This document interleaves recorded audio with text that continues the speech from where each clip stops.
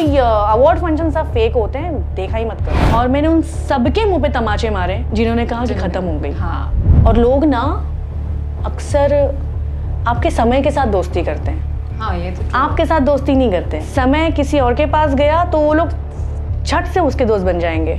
तो सारा जो खेल है ना वो समय का है। अगर मुझे ये कॉन्वर्सेशन करनी पड़े शो में कि अरे अगर सारी न्यूकमर्स आगे बैठी हैं तो हमें भी बैठने दो, सो चीप। इसका मतलब इंडस्ट्री में प्रॉब्लम है भाई, हमारे में प्रॉब्लम नहीं है। इतना सारा काम करने के बाद सडनली मैं एकदम से गायब। तो अच्छा, इस बीच क्या हुआ ना कि जो लोग मुझे रोज मिला करते थे सेट पे, हेलो रानी जी कैसे हो, क्या यू नो लाइक एकदम जैसे कि पता नहीं खून का रिश्ता है मेरा, ऐसे मिला करते थे। किसी एक ने मुझे कभी फोन नहीं किया। तो लेट्स चेंज ना, कुछ करते हैं अलग। अगर मनोज तिवारी, रवि किशन, निरहुआ सीनियर हैं तो रानी चैटर्जी, रिंकू घोष, पाकी हेगड़े भी सीनियर हैं। बिल्कुल है। और इस चीज के रिस्पेक्ट आप लोगों को देनी चाहिए, देनी पड़ेगी। मत जाया करो, सब ऐसे ही फेक होता है। हेलो, नमस्ते, welcome to the AD show. मेरा नाम है आंचल दुबे और आज हमारे यहाँ पे जो गेस्ट हैं वो करोड़ों दिलों पे राज करते हैं, इसीलिए उनका नाम है रानी चैटर्जी। मुझे बहुत मज़ा आया आज के पॉडकास्ट में, बिकॉज जो करोड़ों दिलों पे राज करते हैं आज उसका सीक्रेट मुझे पता चला। वो रियल लाइफ में कैसे हैं, उनका बचपन कैसा बीता, उन्होंने काम कैसे शुरू किया, उनकी जर्नी कैसी रही, वो जोड़ियों के बारे में क्या सोचते हैं, वो अवार्ड शोज़ के बारे में क्या सोचते हैं। इतने अलग अलग मुद्दों पे हमने बात की है और मुझे बहुत मज़ा आया ये पॉडकास्ट में। मैंने बहुत एंजॉय किया एंड आई एम श्योर आप सब भी बहुत एंजॉय करेंगे। सो प्लीज़ इस वीडियो को लास्ट तक देखिएगा and do like, share and subscribe. Love you guys.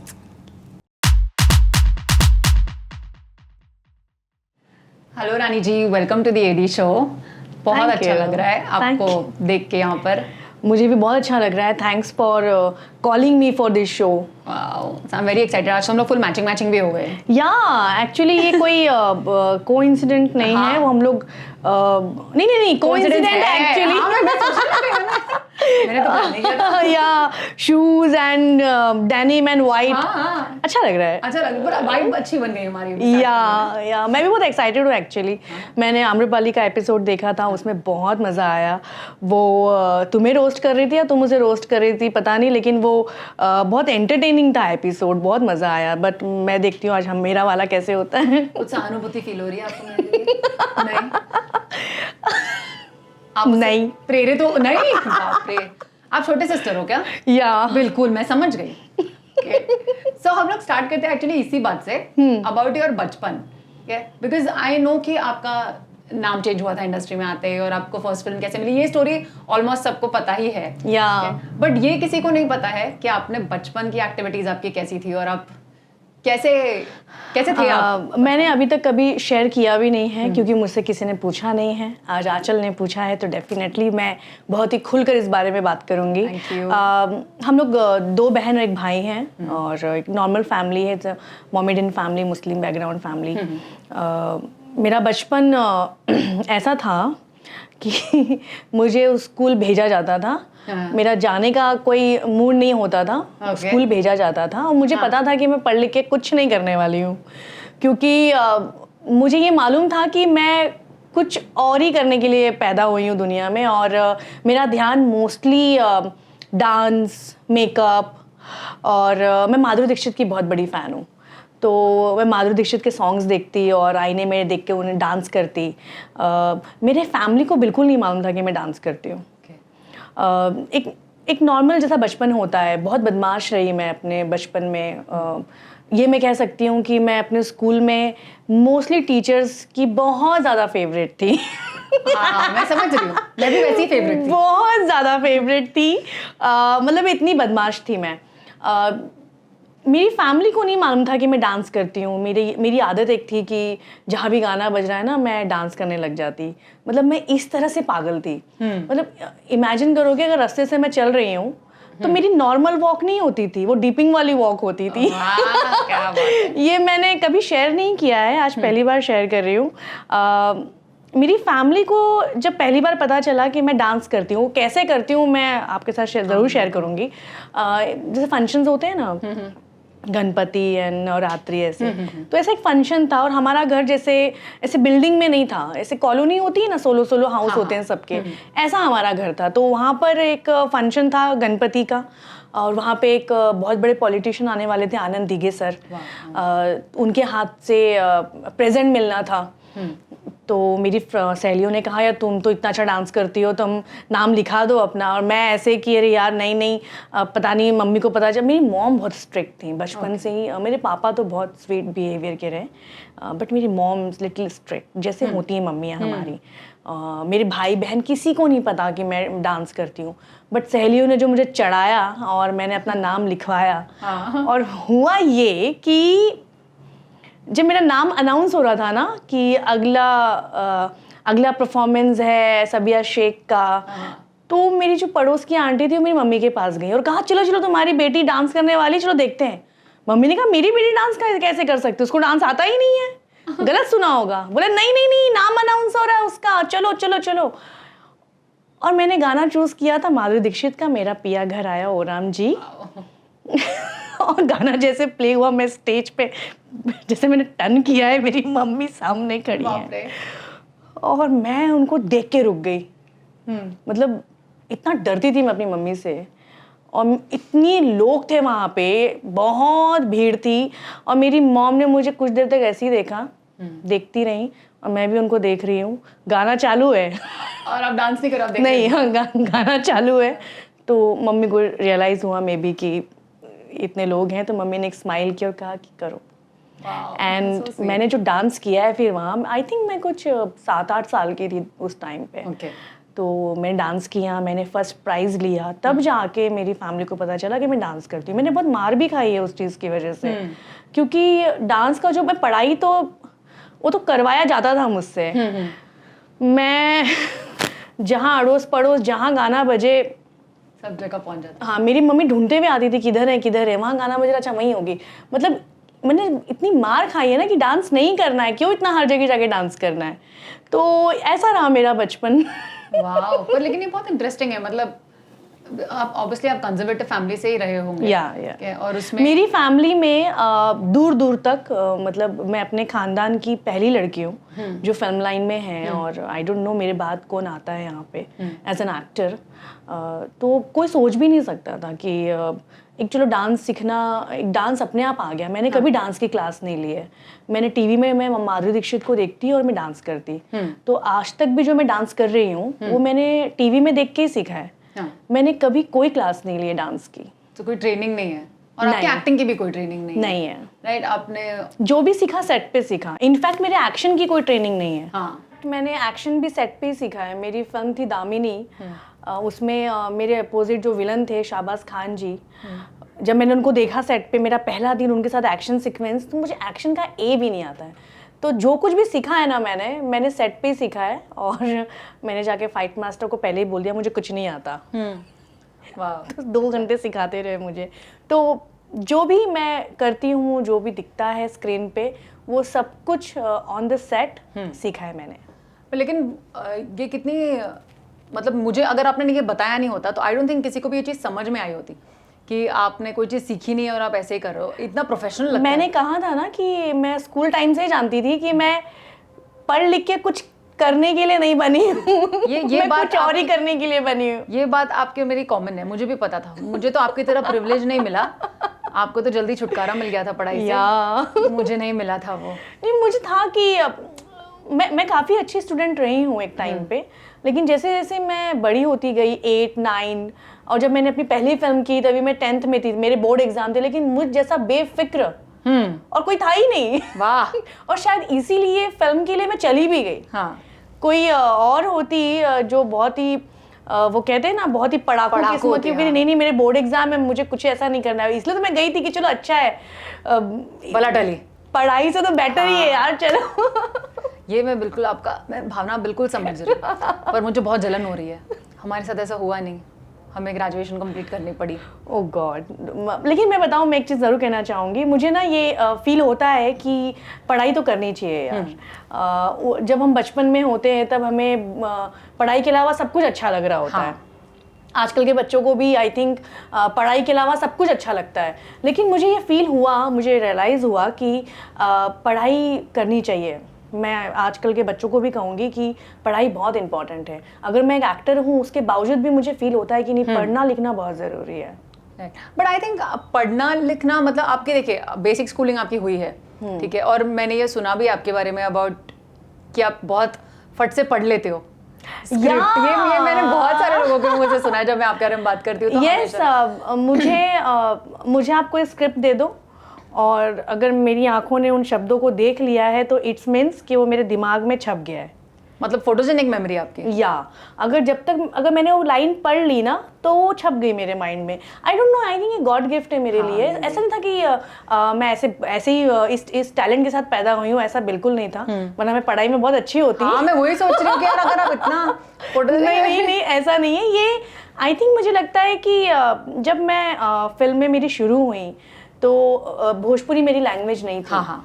मुझे भोजपुरी सिखाई गई। अजय सिन्हा जी ने मुझे डेली ट्यूशन्स दिए हैं शूटिंग से पहले। पहली फिल्म के पहले ट्यूशन्स के लिए बुलाते थे, वो वहाँ भोजपुरी सिखाते थे मुझे प्रॉपरली।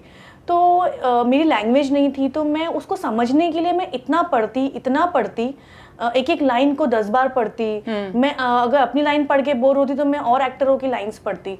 तो मुझे एक ऐसी आदत हो गई है कि अभी मैं जब कोई सीन करती हूँ, वो भले 2 पेज के डायलॉग्स हों, मैं शॉर्ट से पहले ही पढ़ती हूँ। ऐसा नहीं कि मैं ओवर कॉन्फिडेंट, लेकिन मुझे पता है कि मैं रट्टा नहीं मार सकती, बस मुझे पढ़ना है। मुझे मेरे को एक्टर चिढ़ाते भी हैं कि रानी जी का क्या है, वो तो ऐसे स्क्रिप्ट लेंगी, टर कर लेंगी, हो जाएगा। यही मैंने सुना था। यही मैंने सुनी थी बात। तो अभी तो ऐसा हो गया है। बट इनफैक्ट जब गाने की शूट होती है तो मैं जाके रिहर्सल्स भी बहुत ज़्यादा करती नहीं हूँ। लेकिन मैं देखती रहती हूँ कि कोरियोग्राफर क्या मूवमेंट कर रहे हैं, वो असिस्टेंट को क्या सिखा रहे हैं, और मैं वो देखती हूँ और मेरे माइंड में बैठ जाता है कि करना क्या है। आई थिंक बिकॉज ये आपका पैशन है ना, इसलिए एकदम मन से आता है ये आपको। 24 घंटे मुझे सिर्फ यही सब चलता रहता है दिमाग में। अच्छा गॉड गिफ्ट है ना, लेकिन ये एक्चुअली। सो अभी आपने अपना ओरिजिनल नाम लिया, इट इज सो ऑकवर्ड कि वो आपका ओरिजिनल नाम है और आपको आपके माँ बाप ने वो नाम दिया है, बट आज वो आपका नाम नहीं है। लोगों को एक्चुअली अगर बोलेंगे आपका नाम तो लोगों को नहीं पता चलेगा, राइट? अगर उनको सदिया शेख बोला जाएगा तो they will not know it's you. मैं एक मजे की बात बताऊं, जैसे ऐप्स आते हैं ना, कुछ ऐप आते हैं, जैसे मेरी शादी को लेके बहुत चीज़ें चलती रहती हैं घर में। तो शादी.com है, तो मेरी मॉम ने मेरा जो रियल नाम है उससे आईडी खोली, सबिया शेख, मेरी फोटो डाली, तो वो ऐप बोल रहा है एक सेलिब्रिटी की फोटो इस्तेमाल कर रही है आप, ब्लॉक। वाओ। सो ये बहुत फनी चीज़ें होती हैं। इस नाम से एक्चुअली सबको पता ही है कि मेरा नाम कैसे चेंज हुआ। वो सडनली एक ऐसे गोरखनाथ मंदिर में चेंज हुआ। और मेरी मॉम और मुझे बिल्कुल भी नहीं लगा था कि रानी नाम इतना पॉपुलर होने वाला है, वो फिल्म इतनी बड़ी हिट होने वाली है। मतलब ये सब एक डेस्टिनी है, मुझे ऐसा लगता है। शायद वो एक नसीब होती है। पुरानी हीरोइंस भी जो थी, करिश्मा कपूर हैं, डिम्पल कपाड़िया हैं, ये सब 14 ईयर में ही लॉन्च हुई हैं सारी हीरोइंस। आई थिंक वो मैं कभी रिलेट करती हूँ उन लोगों से। वो लोग भी पढ़ाई नहीं कर पाए, और तो मैं काफ़ी रिलेट करती हूँ अपने आप को। तो एक डेस्टिनी थी मे बी। और भोले बाबा के मंदिर में नाम मिला। जब हम मुंबई आए वापस तो मैं भूल भी गई थी कि वहाँ रानी नाम से मैं छपी हूँ। लेकिन जब फिल्म हिट हुई तो रानी चैटर्जी जैसा जो मेरा रियल नेम है, मेरी फैमिली मुझे अभी भी उसी नाम से बुलाती है, सबिया। लेकिन सबिया कहीं ना कहीं वो छूट गई। सो मैं आपसे वही पूछ रही हूँ, मतलब लेकिन जब ये नाम चेंज हुआ आपका, तो आपके लाइफ में क्या डिफरेंस आया नाम चेंज होने से? इनिशियल टाइम पे तो एक्चुअली कई लोगों को तो पता भी नहीं था। लेकिन जब मेरी पहली फिल्म ने 100 डेज कंप्लीट किए थे, तो खुद मनोज तिवारी जी ने मेरा नाम मीडिया को बताया था कि शी इज़ नॉट रानी चैटर्जी, इनका रियल नेम ये है और इस फैमिली से बिलोंग करती है। बट उस टाइम प्रिंट मीडिया थी तो इतना लोगों को पता नहीं था। फिर 5-5 साल में जनरेशन भी चेंज होती है ऑडियंस की, तो बहुत लोगों को नहीं मालूम था। लेकिन अभी जब से सोशल मीडिया आया है और अभी लेकिन इफेक्ट होता है। ओके।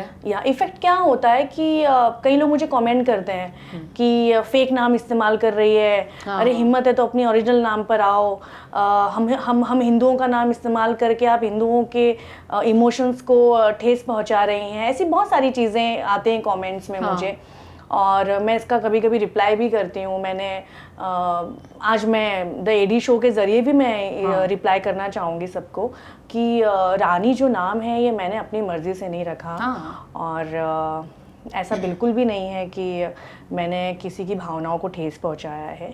आई लव रानी नाम, क्योंकि रानी नाम से सब कुछ मिला है, और भोलेनाथ बाबा के मंदिर में मिला है, तो मेरी फैमिली ने भी एक्सेप्ट किया, तो लोग काफ़ी इसके लिए मुझे ट्रोल करते हैं, बट आई लव रानी। मुझे लगता है कि अगर मुझे मौका भी दिया जाता ना कि आप कोई नाम चूज़ कर लो अपना, तो मुझे नहीं लगता कि मैं इतना अच्छा नाम रख पाती अपने लिए। सो ऐसा कुछ भी नहीं है, आप लोग मुझे जो भी बोलते हैं वो ऐसा मत बोला कीजिए। Yes, because it is very hurtful. उसमें हिंदू मुस्लिम वाली कोई बात नहीं है, उसमें बात ये लोग एक्चुअली बहुत ज़्यादा हिंदू मुस्लिम करते हैं, बट मैं बताऊं कि बीइंग अ मुस्लिम फैमिली मुझे कभी भी ऐसी सीख नहीं दी गई। इनफैक्ट मेरे भाई बहनों को भी ये सीख नहीं दी गई कि उस कल्चर को नहीं फॉलो करना है। या जब मेरा नाम इतना पॉपुलर हुआ, मुझे इनफैक्ट जितने भी मेरे फैमिली के मेम्बर्स हैं उन्होंने कभी भी मुझे ये ऐसा, मेरी मॉम को भी नहीं बोला है कि ऐसे कैसे, क्यों ऐसा, क्यों, क्योंकि सब लोग तो मुझे रानी नाम से ही जानते हैं। And I love Hindu culture, मुझे बहुत पसंद है। मुझे लगता है कि जितना मैं हिंदू कल्चर के बारे में जानती हूँ उतना शायद ही मैं अपने कल्चर के बारे में जानती हूँ, क्योंकि 14 साल की उम्र से मैं छठ एंड दुर्गा पूजा, दिवाली, होली वही सब कर रही हूँ। सो मुझे बहुत अच्छा लगता है, और आई थिंक मैं अब अपने आप को ना एक इंडियन की तरफ से देखती हूँ कि मैं आई एम ए इंडियन, और मुझे इंडिया की जितनी भी कल्चर्स है आई लव, क्योंकि वो हमारे इंडिया का ही हिस्सा है। और मैं बहुत प्राउडली कहती हूँ कि आई एम ए इंडियन, क्योंकि 2 नाम के वजह से ना मेरे सोचने का ना तरीका ही बदल गया है। मैं अब दुनिया को अलग तरह से देखती हूँ। कैसे? जैसे कि कोई इंसान है तो मैं इंसान की तरह ही देखूंगी। अगर उसने अपना नाम बताया और वो कहे कि मैं इस धर्म का हूँ, तो मेरे लिए कोई मतलब मुझे उससे कोई फर्क नहीं पड़ेगा। मुझे कोई फर्क नहीं पड़ता। मैं किसी भी इंसान को, गरीब है, अमीर है, या ट्रांसजेंडर्स हैं, मैं उनको इंसान की तरह ही देखती हूँ। मतलब मेरा नज़रिया इतना बदल गया ना, मतलब मुझे तो बड़ा अच्छा लगता है कि अच्छा हुआ है कि नाम चेंज हुआ है। क्योंकि देखो, हर बच्चा जिस धर्म में पैदा होता है वो उसी धर्म को फॉलो करता है, माँ बाप उसे वही सिखाते हैं, तो अपने धर्म को ज़्यादा तवज्जो देता है, दूसरे धर्म को ओके। बट मेरे साथ ये हो गया है कि अब मुझे इंडिया के हर एक कल्चर के बारे में पता है।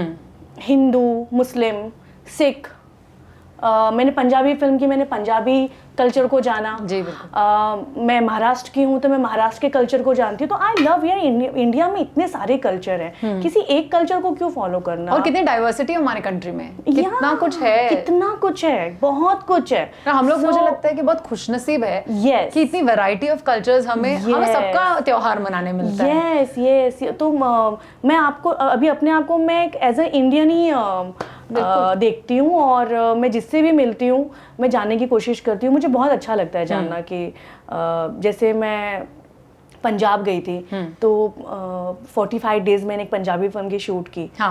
तो पंजाबी को लेके ऐसा मुझे था कि वो लोग बहुत मस्त चंगे, लाइक वो हमेशा हैप्पी रहते हैं, happy with beer and tandoori chicken and all that, ऐसा मेरे माइंड में था। लेकिन नहीं, वो लोग इतने रिलीजियस हैं, इतने स्वीट हैं। गोल्डन टेम्पल गई मैं, और बीइंग अ मुस्लिम दरगाह में गई हूँ। मैं दरगाह जाऊँ या मैं चर्च जाऊँ या मैं गोल्डन टेम्पल जाऊँ, मुझे सारी शक्तियाँ एक ही लगती हैं।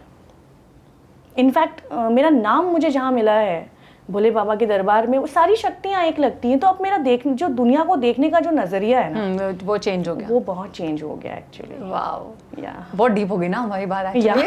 एक नाम से शुरू करके हम कहाँ तक पहुँच गए। क्योंकि देखो क्या होता है ना, इफेक्ट तो पड़ता है। लोग मुझे आके ब्लेम करते हैं सोशल मीडिया पे। खैर मुझे उससे इतना फर्क नहीं पड़ता लोग क्या लिख रहे हैं क्या नहीं लिख रहे हैं, लेकिन सपोज टू कभी मैं अगर छठ का विशिंग दूं तो उस पे कुछ आएंगे ऐसे कि तुम तो मुसलमान हो, फलाना ढिमकाना, इस तरह की बातें करेंगे। तो मैं ये कहती हूँ कि यार आई एम इंडियन और मुझे पूरा अधिकार है, मुझे ही क्या सबको अधिकार है, वो जो चाहे वो कर सकता है। मैं एक रानी नाम लेके मैंने कभी भी डिसरिस्पेक्ट नहीं की है हिंदू रिलीजन की। मैं बहुत रिस्पेक्ट करती हूँ, मैं मंदिर भी जाती हूँ, मैं दरगाह भी जाती हूँ और मैं दुर्गा माँ से भी मांगती हूँ जो भी मांगना है, भोलेनाथ से भी मांगती हूँ और गरीब नवाज से भी मांगती हूँ।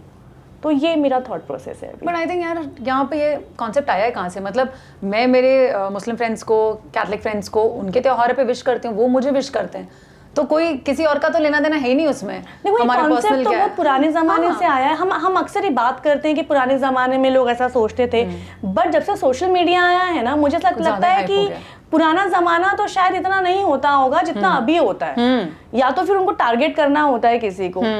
मुझे करते हैं और करते रहो। ठीक है, you love it, I love it, give me attention. या इसी बहाने तो मुझे याद किया करो। सर रानी जी, आपने अभी बोला कि अबाउट योर फाइट, कि आपने फाइट सेट पे ही सीखा। तो फाइट सेट पे सीखना और करना अलग चीज़ है, बट जो मैंने भी जिक्र भी किया था दामिनी फिल्म का, बहुत बड़ी हिट फिल्म है मेरी वो। 2009 या 10 में आई थी वो फिल्म। शाहबाज खान, मैं पहली बार किसी बॉलीवुड के विलन के साथ फेस टू फेस करने वाली थी and he is like 6 foot 2 inch toll. और मेरी पहली एक्शन फिल्म और पहला दिन मुझे याद है, काठमांडू में जनवरी की ठंड में। अब मैं गई सेट पे एकदम अपने ड्रेसअप में, दामिनी वाले ड्रेसअप में। अब देख रही हूँ कि जितने भी नेपाली फाइटर्स हैं ना, ऐसे उछल उछल के फाइट कर रहे हैं, ऐसे टू टू ऐसे फाइट कर रहे हैं। अब मैंने देखा, मैंने कहा यार इनके साथ मुझे एक्शन करना है, मुझे तो कुछ आता ही नहीं है, मैंने तो कुछ किया ही नहीं कभी। तो मेरी अंदर एक सबसे अच्छी बात थी कि मैं जब भी मुझे कुछ नहीं आता ना, तो मैं बोल देती थी कि मुझे कुछ नहीं आता है। हाँ, अब मैं जाऊँ कि हाँ क्या करना है बताओ, और उसके बाद फिर 10 रिटेक्स हों, इससे अच्छा कुछ नहीं है। हाथ पहले ही खड़े कर दो। मैं एक तो पहली बार मैं फाइट मास्टर से मिली, रोशनदा फाइट मास्टर थे नेपाल के। मैंने कहा मास्टर जी मुझे तो एक्शन नहीं आता है। तो उन्होंने चश्मा पहना था, ऐसा देखा, क्या मुझे एक्शन का ए भी नहीं आता है, मेरे को कुछ नहीं आता है। पता नहीं क्या सोचा उन्होंने, अपने असिस्टेंट को बुलाया, बोला गद्दे डलवाए कहीं जंगल में, बोला 2 घंटे ट्रेनिंग दो। अब उस 2 घंटे में बोला रानी इन 2 घंटों में या तो सीख के आना या तो जो करके आना है वो करके आना, क्योंकि आके सीधा टेक करना है फिर। अब क्या था, सुबह 7 बजे की शिफ्ट, 7 बजे मैं वहाँ 8-9 फाइटर्स के साथ मैं रिहर्सल्स कर रही हूँ। बाप रे। और अच्छा शाहबाज जी से मेरी जस्ट हेलो हाय हुई है। हाँ। तो वो भी चेयर पे बैठ के ऐसे देख रहे हैं, हीरो देख रहे हैं, सब देख रहे हैं मुझे। आप सीख रहे हो, वो सब देख रहे हैं? मैं सीख रही हूँ, सब देख रहे हैं मुझे। एंड फाइनली उन लोगों ने वही सिखाया जो मुझे शॉट देना था। हाँ। और सीक्वेंस ये था कि हेलीकॉप्टर आया, हेलीकॉप्टर हीरो ने हेलीकॉप्टर रोका। अब वो हेलीकॉप्टर आधे पे उड़ रहा है, पूरा धूल, वो हेलीकॉप्टर के पंखे से इतनी हवा, उसमें एक्शन करना है मुझे। बाप रे। नीचे। तो फाइनली मैंने किया और अब पता नहीं उन लोगों ने तालियां तो बजाई थी, अब वो मुझे मोटिवेट करने के लिए बजाई होगी, पता नहीं, लेकिन मैंने 1 टेक में उस शॉट को किया था। और मुझे अपने आप पे प्राउड है इस बात के लिए। बिल्कुल होना भी चाहिए। 2 घंटे में सीख के, जिसने कभी कोई उसकी फिजिकल ट्रेनिंग नहीं हुई है, कॉम्बैट की, और उसने 2 घंटे में सीखा। और उसके बाद तो फिर मैंने इतनी एक्शन फिल्में की हैं, फिर मैंने केबल स्टंट भी खुद ही किए हैं। मैंने कभी भी मेरा कोई ट्यूब्स इस्तेमाल नहीं हुआ है। पेट्रोल ब्लास्ट से भागना है तो मैं खुद भागी हूँ। सो इस तरह की टैलेंटेड हूँ मैं। वाह। सो ये लेकिन बहुत अच्छी चीज़ है, बट कहीं कभार कुछ खतरा भी है कुछ लोगों के लिए। कभी किसी एक्टर ने आपको ऐसे कुछ, आपके फाइट की वजह से कुछ हुआ है कि मतलब शायद किसी को सोचो किसी को लग गई हो, या कुछ मार लगी हो सेट पे, वैसा? नहीं, ऐसा तो कभी नहीं हुआ है कि किसी को मार लगी है या मेरे हाथ से किसी को कुछ हुआ है, ऐसा कुछ नहीं हुआ। एक्चुअली मेरी एक ऐसी इमेज हो गई थी ना पब्लिक में कि मेरी एक्शन फिल्में बहुत चली हैं। और नो डाउट जब कोई एक हीरोइन की फिल्में चलती हैं सोलो फिल्में चलती हैं तो बाकी लोगों को compete करने में थोड़ी इनसिक्योरिटी तो होती है। जैसे मेरी फिल्में बड़े बड़े स्टार्स के साथ भी compete कर रही थी फ्राइडे, क्योंकि उस वक्त फ्राइडे वाला गेम होता था जब हम थिएटर्स में हमारी फिल्में लगती थी, तो फ्राइडे ओपनिंग कौन मार रहा है। तो जब मेरी फिल्में ओपनिंग मारती थी तो डेफिनेटली बाकियों को भी थोड़ा बहुत तो होता ही था। और ऐसा भी होता था कि अगर मैं किसी स्टार के साथ फिल्म कर रही हूँ तो जो फाइट मास्टर होते थे, भले मेरा उसमें कैरेक्टर वो शर्मीली हीरोइन वाला है, वो लवेबल गर्ल का कैरेक्टर है, लेकिन फाइट मास्टर है रानी जी हैं तो एक का तो थप्पड़ तो करवा ही सकते हैं इनसे। तो हीरो बोलता था कि अरे ऐसे कैसे, ऐसा कोई कैरेक्टर तो है नहीं कि ये फाइट वाइट करेंगी। बोलते रानी जी है, अभी 2 दिन तो करवा ही सकते हैं। तो ऐसा होता था, तो थोड़े से इनसिक्योर तो होते ही थे। लेकिन ये आई थिंक ये एक तरह से आपको कॉम्प्लीमेंट भी है कि आप सिक्योरिटी क्रिएट कर पाते थे उस यस। और चूंकि वो जो 2 घंटे जो मैंने सीखे थे ना, मैंने उसमें सारी स्किल्स सीख ली थी कि अगर मैं गड़बड़ भी एक्शन करती तो वो भी बड़ा स्टाइलिश लगता। तो जब मैं एक्शन करती यहाँ पे तो थोड़ा सा होता था एक्टरों को, क्योंकि मेरी स्पीड बहुत फास्ट है एक्शन में, तो होता था चीज़ें ये तो होती ही थी। और ऐसा नहीं कि बाकी हीरोइंस ने ट्राई नहीं किया एक्शन फिल्में, बाकी हीरोइंस ने भी बहुत ट्राई किया एक्शन फिल्में, लेकिन अनफॉर्चुनेटली उनकी फिल्में उतनी नहीं चली और ऑडियंस तो मेरे एक चाटे पे भी सीटियां बजाती थी। अरे क्या बात है, तो प्यार तो बहुत है आपको। आई हैव सीन दैट, मैंने तो लाइव देखा है उसको। ये एक हो गई फाइट वाली बात, लेकिन इसके अलावा भी मुझे जानना है, अभी आपने कहा कि आप जब सोलो फिल्म्स करते थे और आपकी ओपनिंग फ्राइडे के लिए, तो ये कब ऐसे क्यों हो गया कि आपने अपने सोलो फिल्में बनाना स्टार्ट किया, विमेन ओरिएंटेड फिल्में बनाना स्टार्ट किया? Why did that happen? यार मेरे साथ कोई हीरो काम ही नहीं करता था। क्या मजाक कर रहे हैं आप? मैं बिल्कुल सीरियसली बोल रही हूँ। जब मेरी पहली फिल्म आई ससुरा बड़ा पैसा वाला, उसके बाद मैं काफ़ी डोमिनेट की गई। क्यों? ऑडियंस ने नहीं किया, ऑडियंस ने तो मुझे सर आंखों पर बिठाया। बट इंडस्ट्री में उन लोगों को मैं हीरोइन ही नहीं लगती थी। अगर कभी हिस्ट्री देखी होगी ना ये 20 साल में भोजपुरी इंडस्ट्री की, तो बहुत बड़ी बड़ी एक्ट्रेसेस ने काम किया हमारी इंडस्ट्री में। बॉलीवुड की नगमा जी हैं, भाग्यश्री जी हैं, शर्बनी मुखर्जी हैं, श्वेता तिवारी जी हैं, और भी बहुत सारे नाम हैं जो तो अब सोचो रंभा जी हैं, तो उनके सामने मैं किधर क्या टिकती। मैं एक नई लड़की जिसकी एक फिल्म सिर्फ हिट हुई है, तो मैं काफ़ी डोमिनेट की गई कि ये तो हीरोइन जैसी दिखती ही नहीं है। बट फिर भी जब आ चुके थे, एंट्री ले चुके थे, तो अब लड़ाई तो करनी थी इस चीज़ की। मैं कई फिल्मों से हटाई गई आंचल। कई फिल्मों से? यस। इसी वजह से स्टार हटा देते थे उनको, मैं हीरोइन नहीं लगती थी। और जो भी रीज़न रहा हो उनका, मुझे फिल्मों से हटाते थे, ले दे के कोई एक आध फिल्म कर लेती थी। मुझे याद है मेरी पहली फिल्म ससुरा के बाद मैंने एक फिल्म की थी गंगा मैया तो है चुनरी चढ़े, वो एक न्यू कमर के साथ थी। उसके बाद मैंने बंधन टूटे ना की, जिसमें मुझे सेकंड लीड करवाया मनोज तिवारी जी ने। ओके। जबकि ससुरा हिट के बाद अगर मनोज जी और मेरी कोई फिल्म आती जिसमें हम दोनों लीड होते हैं, वो फिल्म की बात ही कुछ और होती। बिल्कुल होती। लेकिन मनोज जी ने कहा कि हीरोइन से भी ज़्यादा अच्छा रोल है। और अच्छा, उस टाइम पे इतना ज़ीरो नॉलेज लेके मैं चली ना मेरी मॉम में कि सेकंड लीड क्या होता है, लीड क्या होता है, एक गाना करना क्या होता है, ये भी नहीं पता था। मनोज जी ने बोल दिया इट्स मीन्स मैं हीरोइन हूँ फिल्म की। तो बंधन टूटे ना एक फिल्म थी जिसमें विधवा का रोल, सोचो मैं 15 साल की एज में मैं एक विधवा का रोल कर रही हूँ बंधन टूटे ना में। सो इस तरह के रोल्स आते थे हीरोज के, जो स्टार की फिल्में होती थी। कई फिल्मों से हटाई गई, मैंने कई बार जिक्र किया है ये ऑडियंस के सामने। और मुझे बिल्कुल पसंद नहीं है कि मैं अपना दुखड़ा सुनाऊं, वो वुमेन कार्ड प्ले करूं, क्योंकि बहुत पुरानी बातें हैं। बट ये जो फीमेल ओरिएंटेड का जो किस्सा शुरू हुआ, आई थिंक अगर ये फीमेल ओरिएंटेड शुरू नहीं होता तो मेरा पैकअप तो 2006 में ही होना था इंडस्ट्री में।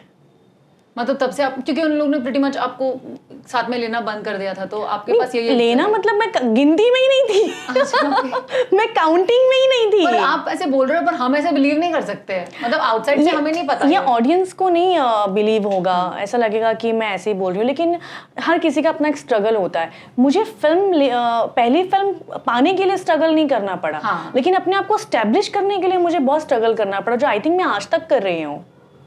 आज तक यस करना पड़ता है, करना पड़ता है। आपकी फिल्में मतलब बहुत बड़े बड़े लोग जिनका कोई सपोर्टर नहीं होता है ना आंचल, जो अकेले निकले हैं वन मैन आर्मी की तरह, उनको हर कदम पर उनको स्ट्रगल है, हर कदम पे। कभी भी रिलैक्स होके नहीं बैठ सकते। ऐसे मैं रिलैक्स होके नहीं बैठ सकती काउच पे कि मैं मेहनत भी नहीं करूंगी तो भी 4 फिल्में तो आनी है, ये नहीं कर सकती, ये हो ही नहीं सकता। नहीं, ये तो आई थिंक कोई नहीं कर सकता। नहीं होता है ऐसे। मैंने कई एक्ट्रेसेस को देखा है इंडस्ट्री में कि जिनको एक्टिंग भी नहीं आती थी, वो लाइन से 10 फिल्में लगातार कर रही थी, तो ये भी मैंने देखा है। जब मैं कई फिल्मों से हटाई गई, फिल्म साइन करके साइनिंग अमाउंट मुझे रिटर्न देना पड़ा है जस्ट बिकॉज ऑफ कि हीरो नहीं चाहते थे। मेरी एक फिल्म मैंने साइन की थी, हमार भैया, उसमें मनोज तिवारी जी थे। साइन करके मैं आई, रवि सिन्हा जी डायरेक्टर थे। रवि जी ने कॉल किया कि रानी वो नहीं हो पाएगा, चेक रिटर्न कर देना। वो चेक क्लियर भी हो गया मेरे अकाउंट में। फिर मैंने अपना चेक साइन करके दिया कि सर ओके कोई बात नहीं सर। मैं काफ़ी छोटी भी थी, मेरी मॉम को भी, हमें इतना नॉलेज नहीं था। फिर क्या हुआ ना कि फिर 4 फिल्मों के बाद मैंने बाहर की फिल्में साइन करना शुरू किया। बाहर मीन्स जिसमें स्टार नहीं होते थे। ओके। तो मैंने फिल्म साइन की और जैसे ही मार्केट में पता चला कि रानी चैटर्जी बाहर की फिल्में साइन कर रही हैं, तो मेरे पास इतनी फिल्में आ गई। मीन्स मैं स्टार्स की फिल्म के चक्कर में कि फ़ोन करना, सर मैं हूँ ना इस फिल्म में, सोचो 3 मीटिंग करके आने के बाद भी मैं कॉल करती थी, सर कंफर्म मैं ये फिल्म कर रही हूँ ना। और मैं उस फिल्म में नहीं होती थी, निकाल दी जाती थी। वो हाँ वो बहुत तभी तो बहुत एज भी बहुत कम थी यार, और ये सब चीज़ें लेने के लिए मैं रेडी भी नहीं थी। पर आई थिंक वो बहुत अच्छा हुआ एक तरह से आप।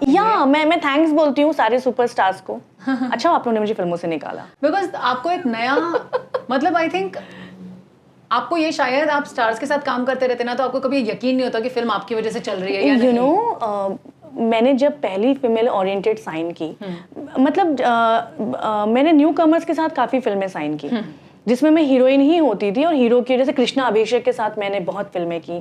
कृष्णा अभिषेक का डेब्यू मेरे साथ हुआ था भोजपुरी में। कृष्णा अभिषेक ने बहुत सारी फिल्में की, तो मैं ऐसे हीरोज़ के साथ फिल्में करती। लेकिन जब मैंने पहली फीमेल ओरिएंटेड साइन की छुटकी दुल्हन, और मैंने ना डायरेक्टर बहुत टाइम से कॉल कर रहे थे, और मैं इसीलिए नहीं कर रही थी कि यार इसमें तो हीरो का रोल नहीं है, अब मेरे ऊपर पूरी कहानी, मुझे देखने कौन आएगा। मतलब ऐसा था कि मुझे ये भी नहीं मालूम था कि मुझे देखने लोग आएंगे। हाँ, कॉन्फिडेंस नहीं था ना। यस। जब फिल्म बनी मैंने जी जान लगा दी उस फिल्म में। मैं जिस एज में थी उस एज के हिसाब से वो काफ़ी मैच्योर रोल था। तो मैंने जी जान लगा दी। अब आई बात रिलीज़ की, अब पहली फीमेल ओरिएंटेड फिल्म भोजपुरी में उस दौर में बनने वाली, अब उसकी रिलीजिंग में बहुत प्रॉब्लम्स आई, और मैं मम्मी से कहती कि देखा मैं इसलिए नहीं कर रही थी। अभी मार्केट में यही हो रहा है कि फिल्म बनकर पड़ी हुई है और कोई मिल ही नहीं रहा है, डिस्ट्रीब्यूटर ही नहीं मिल रहा है। हाँ, तब डिस्ट्रीब्यूटर और मेरा इससे मार्केट खराब हो रहा है। तो छोटी छोटी बातें भी इफेक्ट करती थी उस वक्त। लेकिन फाइनली एक डिस्ट्रीब्यूटर ने फिल्म देखी और उन्होंने फिल्म को देख कर फिल्म को खरीदा, और फाइनली फिल्म रिलीज हुई, और उस फिल्म ने 100 डेज कंप्लीट किए, सिल्वर जुबली कंप्लीट की इन बिहार, और मुझे पहला बेस्ट एक्ट्रेस अवार्ड ETV से उसी फिल्म के लिए मिला। वाओ। यस। और उन सबके सामने मिला जो लोग मुझे फिल्मों से हटाते थे। तो आपका परफेक्ट रिवेंज आपको मिल गया उसके बाद में ना? या उसके बाद ना अच्छा, उसके बाद भी मुझे ऐसा था कि फीमेल ओरिएंटेड में ही मेरा करियर सेट होने जा रहा है, ये कॉन्फिडेंस नहीं था। उसके बाद मैंने की मुन्नी बाई नौटंकी वाली, वो सुपर हिट। फिर मैंने की त्योहार ने की कोनो जोड़, वो सुपर हिट। लाइन से सुपर हिट जब फिल्में होती गई, फिर जब दामिनी आई वो सुपर हिट हुई। उसके बाद से फिर मैं समझ गई थी कि इसी पे करियर अब रहेगा। और फिर उसके बाद ना मुझे कभी ख्याल नहीं आया कि मुझे सुपरस्टार्स के साथ फिल्में करनी है। मैं बहुत खुश हूँ अपने फीमेल ओरिएंटेड सब्जेक्ट्स में। पर लेकिन एक्चुअली खुश होने जैसा है भी, क्योंकि आपने बहुत अच्छे काम किए हैं, और अब आपने एक न्यू डोर खोला है और आर्टिस्ट के लिए भी। yes. जो ये सिमिलर सिचुएशंस फेस करते हैं। yes. मैंने कहा ना कि अगर मेरी फीमेल ओरिएंटेड शुरू नहीं होती तो मेरा पैकअप तो 2006 में ही हो जाता, क्योंकि मैं इतनी फिल्मों से निकाली गई हूँ, मतलब लाइन से 20 फिल्मों से निकाली गई हूँ, और मेरी मॉम ने, लेकिन मेरी फैमिली ने मुझे बहुत सपोर्ट किया है। मतलब that time I am just 15-year-old girl, और ये सब कि मुझे फिल्मों से हटा रहे हैं, यार ये फिल्म तो मुझे मिलनी थी। तो ये चीज़ें मैं बहुत रोती थी सेट, मैं अपने घर पर बहुत रोती थी कि मुझे फिल्मों से क्यों हटा देते हैं सारी चीज़ें। बट ऊपर वाले ने कुछ और ही लिखा था मेरे लिए एक्चुअली। इसलिए मैं कहती हूँ डेस्टिनी बहुत बड़ी चीज़ है हर किसी की ज़िंदगी में, और वो कोई और आपके लिए चेंज नहीं कर सकता। वो आपको लगता है कि इसकी वजह से हो रहा है या उसकी हमें वजह से हमेशा हो रहा ऐसा लगता है ना आंचल कि यार हमारे साथ बुरा क्यों हो रहा है, हमारे साथ बुरा क्यों हो रहा है, लेकिन भगवान ने कुछ आपके लिए बहुत बड़ा सोचा होता है और वो आपको पता नहीं होता है। वो हमें दिख जाए तो फिर हम भी भगवान बन जाएंगे यार, यही तो है। तो ऐसे आपने ये भी कहा कि आपने बहुत सारी अलग अलग फिल्में, मल्टीलिंगुअल फिल्में आपने की उस टाइम पर। सो आई नो कि आपने नेपाली फिल्में भी की, पंजाबी फिल्में भी की, हिंदी में भी आपने काम किया, आपने टीवी सीरियल्स भी किए। कैसे आपने बहुत वैरायटी में काम किया। मैंने लगातार 18 साल तो भोजपुरी को ही दिए। बीच में 18 साल बाद मुझे लगा कि कुछ अब चेंज करना चाहिए। मैंने पंजाबी फिल्म की। अभी मैं 2019 और 20 से आई थिंक मैं हिंदी टीवी इंडस्ट्री की तरफ भी चली गई हूँ। तो एक्चुअली मुझे ना, जैसे इंडिया, आई लव इंडिया, मुझे इंडियन एक्टर कहलाना ज़्यादा पसंद है। बिल्कुल। और बीइंग अ भोजपुरी एक्टर, जब मैं किसी और इंडस्ट्री में जाती हूँ तो उनको बताना ज़रूरी ना कि भोजपुरी में भी इतने अच्छे अच्छे कलाकार हैं। सो मैं जब वहाँ जाती हूँ तो सबके सब बहुत अप्रिशिएट करते हैं कि ओ वाह, भोजपुरी में इतने अच्छे एक्टर हैं, हमें पता ही नहीं था।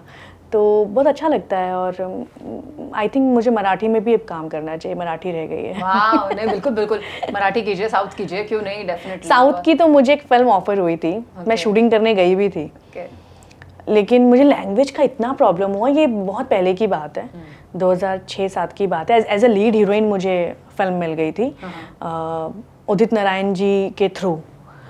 या उदित नारायण जी का एक रिकॉर्डिंग चल रहा था और मैं उनसे मिलने गई थी और वो उसी फिल्म की रिकॉर्डिंग कर रहे थे।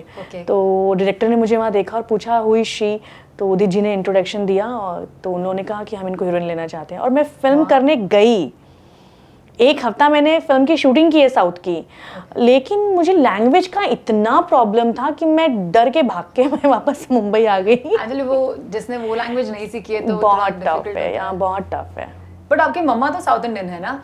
हाँ, लेकिन एक्टिंग उनको थोड़ी करनी है, एक्टिंग तो मुझे करनी है ना। पर आपको आती नहीं, मतलब नहीं आती है। तो ये मेरा हालत है जैसा मेरे फैमिली भोजपुरी जानता है पर मैं बहुत अच्छे से जानती हूँ भोजपुरी। नहीं रानी जी प्लीज इस टॉपिक को मत छुइए। बहुत वेरी बैड भोजपुरी आनी चाहिए। नहीं ये तो बहुत, अभी तो मेरी ट्रोलिंग भी शुरू हो गई। मुझे पहले ये एकदम नया ट्रोलिंग शुरू हुआ है ना मेरा, तो मेरे लिए बहुत नया है। वेलकम अबाउट भोजपुरी की मैंने आपका स्वागत है आंचल जी, आपका स्वागत है। ऐसा इसमें स्वागत नहीं चाहिए मुझे। नहीं बट एक्चुअली तो वो लोग गलत नहीं बोल रहे हैं, ऑब्वियस सी बात है कि क्योंकि नहीं आना चाहिए।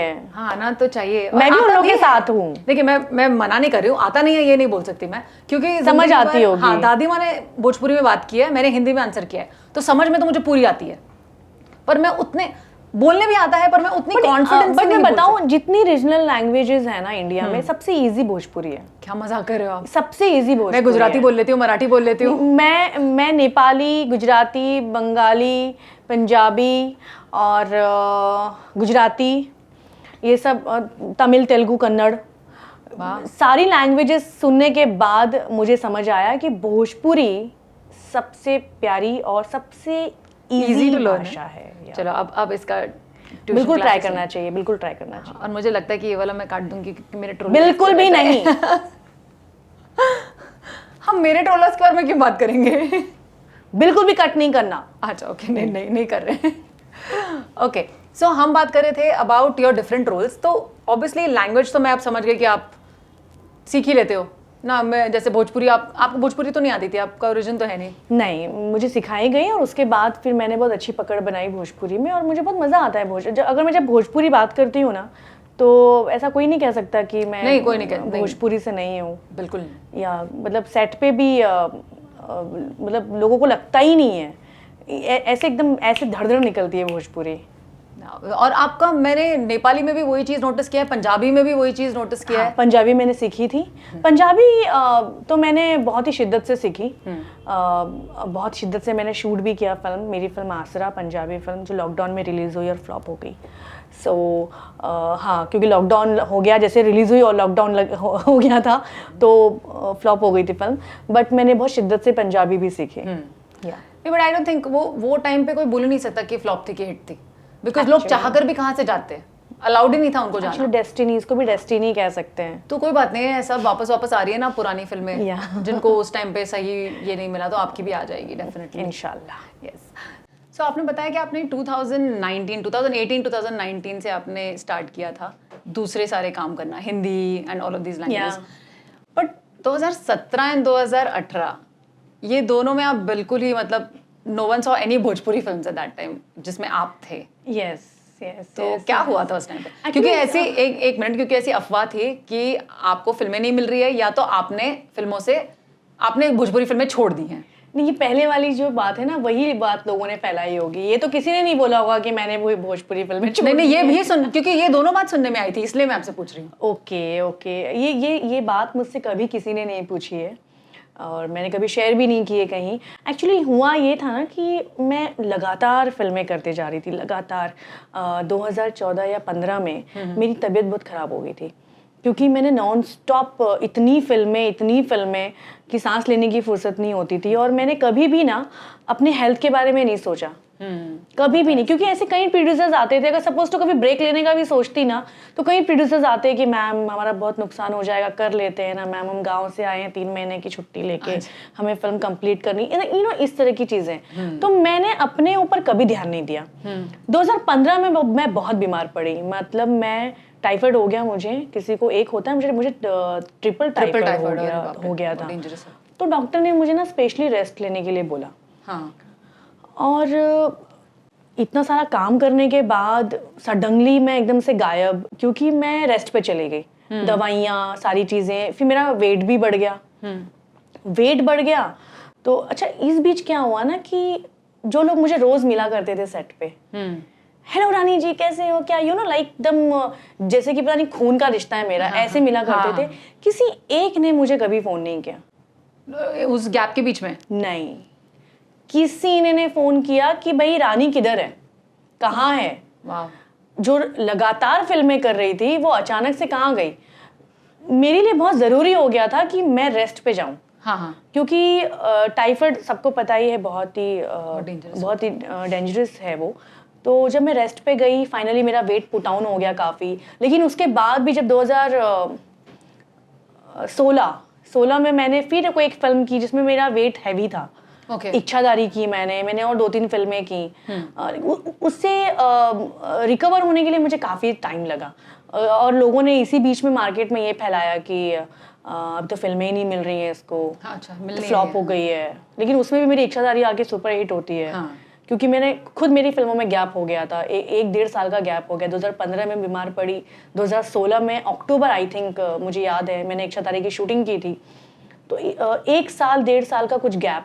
लोगों ने इतना नेगेटिव मेरे बारे में फैलाया कि फ्लॉप हो गई है, घर बैठी है, कोई फिल्म नहीं मिल रही है। बट किसी ने भी एक बार कॉल नहीं किया। जिन लोगों के कॉल मुझे 10 बार आते थे कि मैम उस फिल्म में मेरा रोल करवा दीजिएगा, मैम उसमें कोई काम होगा तो बताइएगा, इस तरह से किसी ने नहीं पूछा। इच्छाधारी के बाद फिर मैंने कोई एक फिल्म के लिए मैं गुजरात गई थी और वहाँ हुआ मेरा एक्सीडेंट एक्शन के टाइम। मुझे लगता है ना कि वो टाइम शायद मेरा बुरा चल रहा था, या फिर वो टाइम मेरा इसलिए ऐसा आया ताकि मैं कुछ और भी सोच सकूं मेरी लाइफ में। मैं एक फिल्म के लिए गई और मेरा पैर फ्रैक्चर हो गया। अब सोचो, मैं ऑलरेडी पुट डाउन हूँ, मैं ऑलरेडी, मेरा वेट बढ़ा हुआ है बिकॉज ऑफ टाइफाइड, उसकी गोलियां जो मैंने ली हैं। अब मेरा पैर फ्रैक्चर हो गया, एक तो करेला ऊपर से नीम चढ़ा हुआ, वो वाला हाल नहीं हो दे गया। सकते ना, और फ्रैक्चर के ऊपर तो बहुत दे ही नहीं सकते। फिर डॉक्टर ने सीधा कह दिया कि 8-9 महीने का बेड रेस्ट। बेड रेस्ट तो ऐसा, मतलब कि जैसे मेरा घर 3 फ्लोर का है, तो मैं ये 8-9 महीने मैं नीचे तक नहीं उतरी अपने बेडरूम से। उस टाइम पर भी किसी ने मुझे कभी, या मेरी मॉम को कभी कॉल करके नहीं पूछा कि जो हीरोइन साल के 15 फिल्में करती थी, 3-3 शिफ्ट में काम कर रही थी, वो किधर है? साल की 15 फिल्में कैसे करते थे आप? 3-3 शिफ्ट में काम करती थी मैं।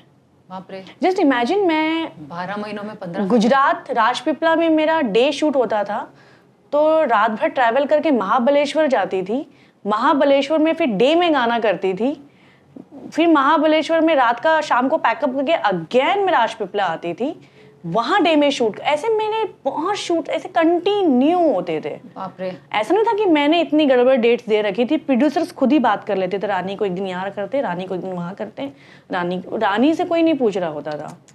तो मतलब आई एम वेरी ब्लेस्ड। ऐसे काम बहुत कम लोगों को मौका मिलता है। मैंने मेरे अलावा रवि किशन जी को देखा है जिन्होंने 3-3 शिफ्ट में काम किया है। सो मैं अपने आप को ब्लेस्ड मानती हूँ, लेकिन इसीलिए मेरे हेल्थ पे इतना इफेक्ट पड़ा। फिर जब मैं बेड रेस्ट पे गई, उस दौरान किसी ने मुझे कभी नहीं पूछा, और जबकि लोगों ने इस बात को मार्केट में फैला दिया कि अगर कोई 4 काम मेरे पास आने वाला भी होगा ना, तो वो भी नहीं आएगा। हाँ। यस।